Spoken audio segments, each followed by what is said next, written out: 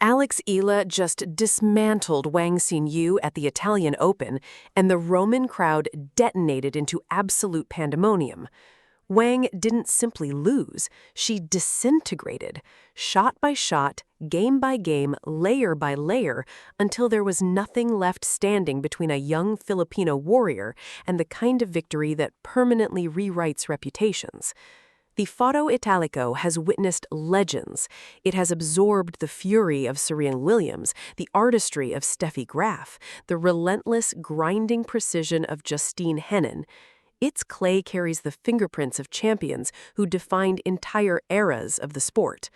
But nobody, not the journalists in the press box, not the seasoned coaches watching from the players' tunnel, not the thousands packed into those ancient Roman stands, anticipated this.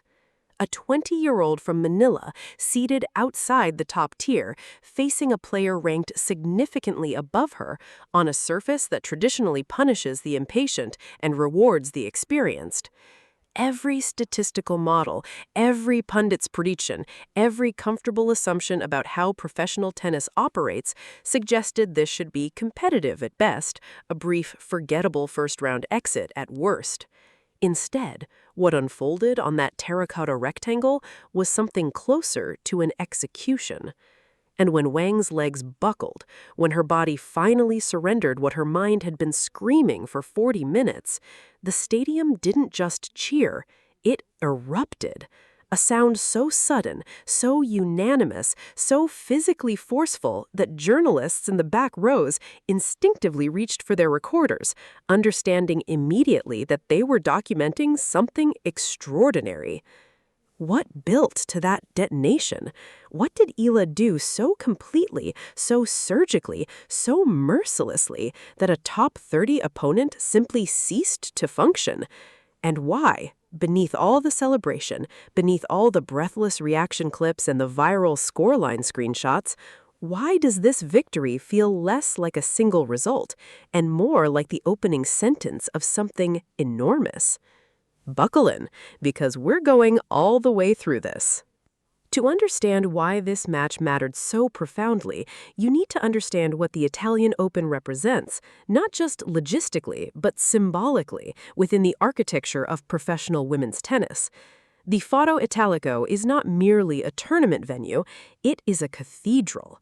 Built originally for a very different kind of spectacle, transformed over decades into one of sport's most atmospheric arenas, it sits beside the Tiber River beneath a Roman sky that somehow always manages to look cinematic regardless of the weather. The clay courts there carry a particular prestige: red, heavy, unforgiving, demanding a specific combination of physical endurance, tactical sophistication, and psychological resilience that separates genuine professionals from gifted pretenders.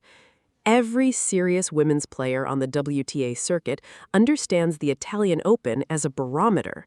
Performance here, in the weeks immediately preceding Roland Garros, announces your readiness for the clay court season's ultimate examination. Victories here generate momentum, defeats here generate doubt, and the manner of either, the convincing destruction of a higher-ranked opponent, or the nervous capitulation to one, echoes through locker rooms and coaching conversations for weeks afterward.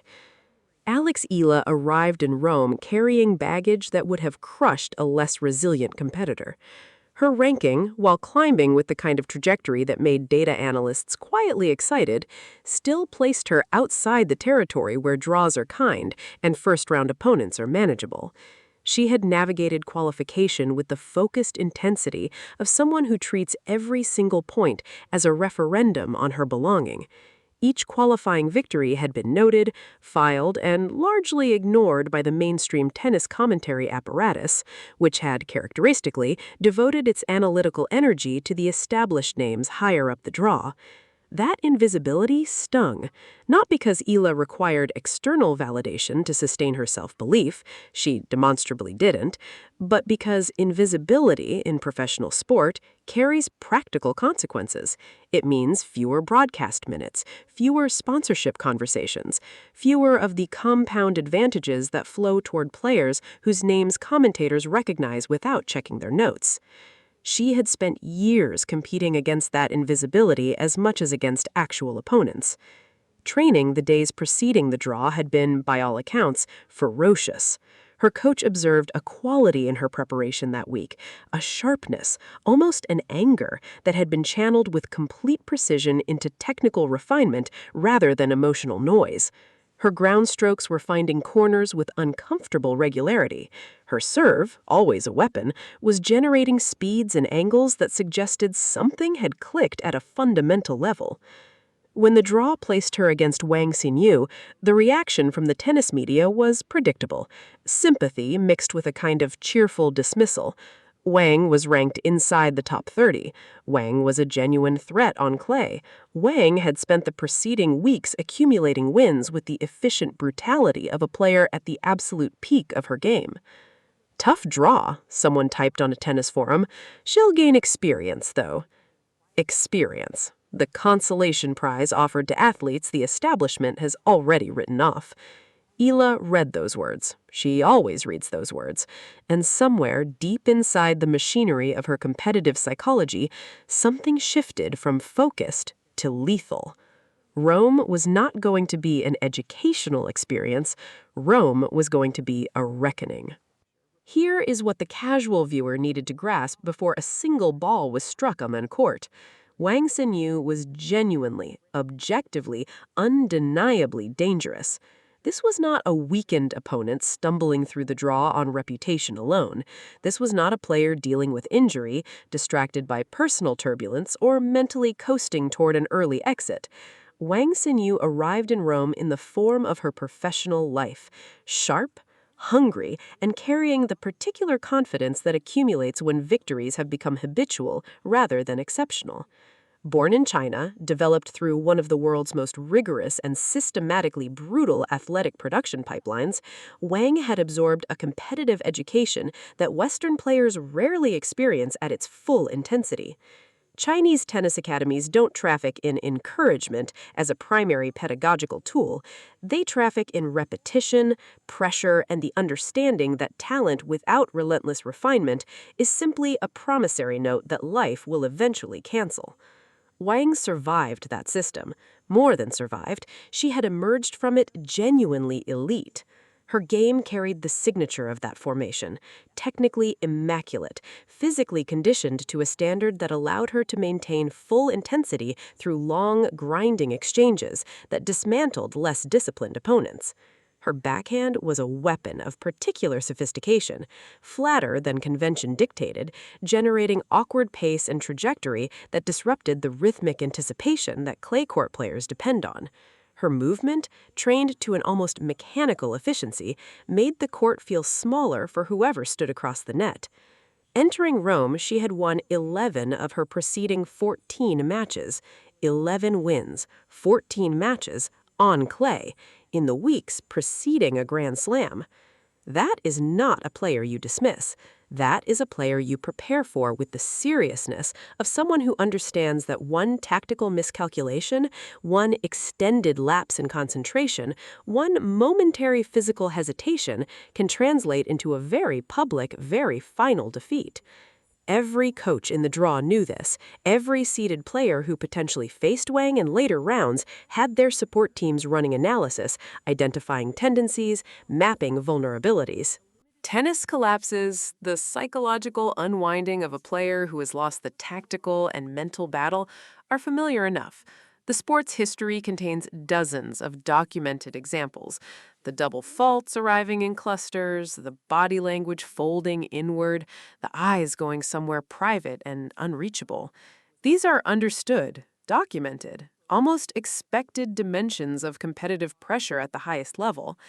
What happened to Wang Xinyu in the second set of that Italian Open match carried a different, more alarming quality.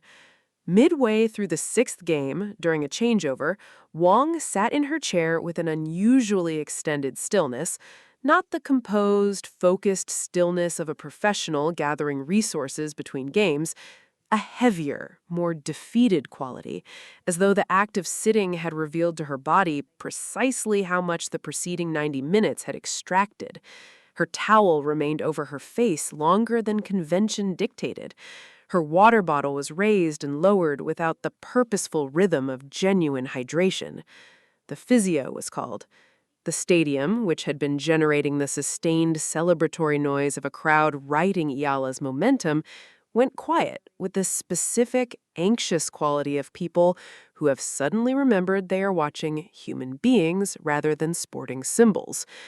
Wang received treatment for what was officially described as physical fatigue and cramping, the clay court season's most familiar villain, striking without warning in the heat of Rome's afternoon sun, choosing its victims with a democratic indifference to ranking or reputation. But observers in that stadium and viewers watching the broadcast footage noted something beyond the physiological. Wang's eyes during the physio timeout carried an expression that physical exhaustion alone doesn't fully explain. She had been broken. Not just physically, something more fundamental had given way. When she rose from the chair to resume play, the crowd responded, not mockingly, not cruelly, but with the cautious, generous applause of people extending compassion to a competitor they recognized was suffering. Rome's tennis crowds understand the sport's cruelty intimately. They have watched enough matches to know the difference between losing and being undone. Wang was being undone. Eala, to her absolute credit, did not ease off. This is worth stating clearly because the temptation in such moments, particularly for a young player conscious of optics, conscious of narrative, conscious of how she is perceived, can be to soften, to allow a struggling opponent a comfortable exit, to choose mercy over competition.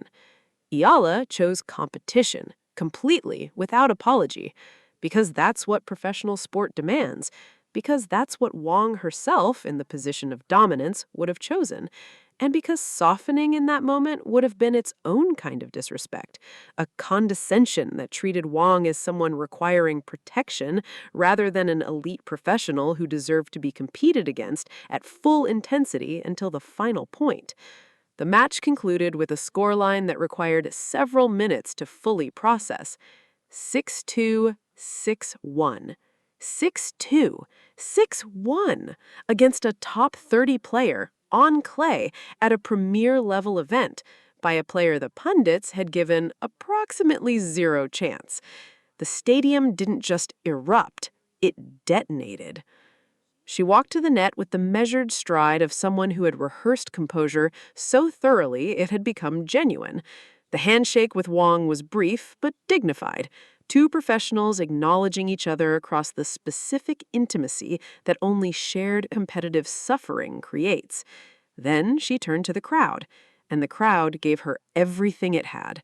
The on-court interview that followed became, within hours, the most clipped, most shared, most debated piece of tennis content produced during the entire Italian Open week, and this in a tournament that had generated no shortage of extraordinary moments.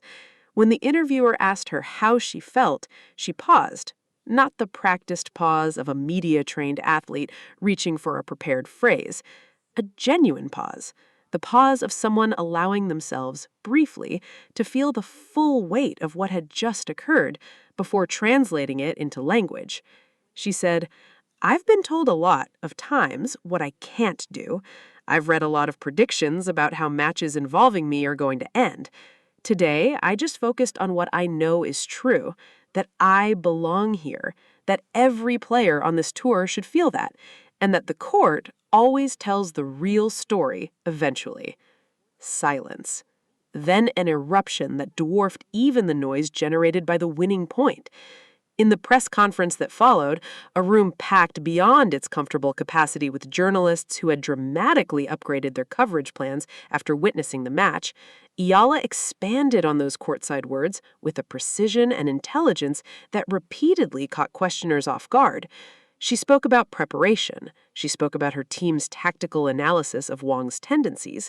She spoke, briefly and without self-pity, about the experience of reading dismissive predictions and channeling the frustration they generated into productive training energy rather than destructive resentment.